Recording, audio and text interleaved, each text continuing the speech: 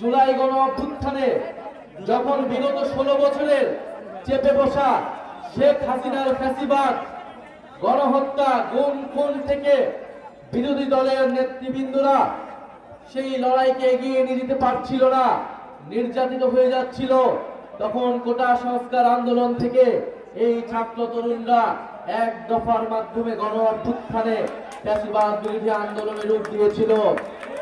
ফলে আপনারা আমাদের উপর আস্থা রেখেছেন, আস্থা রেখে আপনারা 5ই আগস্ট ঢাকা শহরে গিয়েছিলেন মার্চ করতে, আপনারা গণভবন ঘেরাও করেছেন, আপনারা শেখ হাসিনাকে উৎখাত করেছেন। আমরা মনে করি এই বিজয়ের, এই ফ্যাসিবাদ বিরোধী লড়াইয়ের প্রকৃত বিজয় হচ্ছে আপনারা সাধারণ মানুষ, সাধারণ জনগণ। প্রিয় সংগ্রামী বন্ধুগণ, আমরা আপনাদেরকে মনে করিয়ে দিতে এসেছি আমাদের লড়াই শেষ হয়ে যায়নি। আমরা একটা নতুন বাংলাদেশ, নতুন বন্দোবস্ত প্রতিষ্ঠা না হওয়া পর্যন্ত আমরা 5ই আগস্ট যে গণভবনে গিয়েছিলাম, আমরা যেই লক্ষ্যে মার্চ টু ঢাকা করেছিলাম, সেই লক্ষ্য অর্জিত না হওয়া পর্যন্ত আমাদের লড়াই চালিয়ে যেতে হবে। আমরা বিপ্লব এবং গণ অভ্যুত্থানের মধ্যে ফ্যাসিবাদকে উৎখাত করেছিলাম।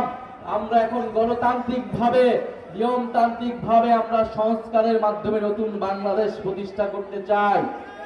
প্রিয় সুনামগঞ্জবাসী, আপনারা দেখেছেন কিছুদিন আগে মাইলস্টোন কলেজে বিমান বিধ্বস্তের মর্মান্তিক ঘটনা ঘটেছে। আল্লাহ তাআলা এই পরিবারগুলোকে, যে সকল শিশু মারা গিয়েছে, তাদের শোক সন্তপ্ত পরিবারকে আল্লাহ ধৈর্য ধারণ করার তৌফিক দান করুন। আমরা বলতে চাই, এমন একটা দেশে আমরা আসলে বসবাস করি যেখানে বাসের ফিটনেস থাকে না। আমরা এমন একটা দেশে বসবাস করি যেখানে বিমানেরও ফিটনেস থাকে না।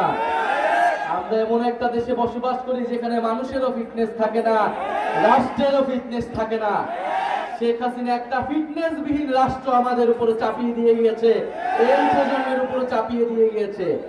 আমরা বলেছি এই প্রজন্ম, আমরা ভবিষ্যৎ প্রজন্মের জন্য একটা ফিটনেস বিহীন রাষ্ট্র দিয়ে যেতে পারি না। এটা আমাদের দায়িত্ব।